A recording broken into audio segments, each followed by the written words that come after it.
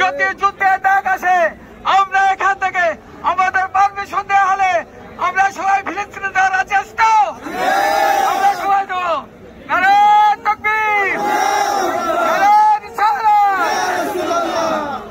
আমি এসেছিলাম, সুন্নি জামাতের লোকজন এসেছিল, কিন্তু দেখা গেল যে সুন্নি জামাতের যারা আছেন এক শ্রেণীর আলেম, তারা আহলে সুন্নাত ওয়াল জামাতকে বাগাত করে তারা তাদের দলীয় এজেন্ডা বাস্তবায়ন করার জন্য তারা এখানে এসেছিল।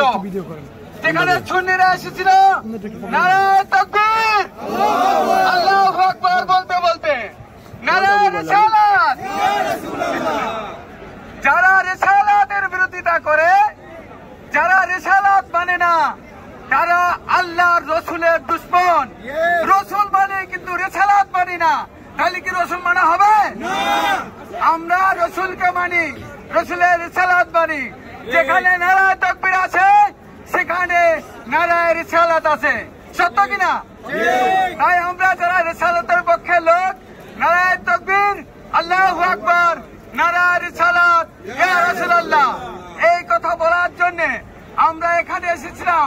আমরা যে জায়গাটা চেয়েছিলাম আমরা সে জায়গায় অনুমতি পাইনি, তারপরে আরেকটা জায়গায় বলেছিল সেখানে অনুমতি হয়নি। আজকে অনুমতি না দেওয়ার কারণে পুরা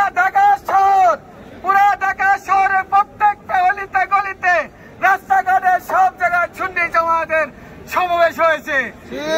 সবাই মিলে ইসরায়েলের বিরুদ্ধে ফিলিস্তিনের পক্ষে আমরা একত্রবদ্ধ হয়ে ইসরায়েলের পূর্ণ বয়কট করে এবং আমরা ফিলিস্তিনের পক্ষে ইসরায়েলের বিরুদ্ধে বিশ্বের মুসলমানদের সাথে ইসরায়েল মুক্ত করার জন্য সবাই ঝাঁপিয়ে পড়ব।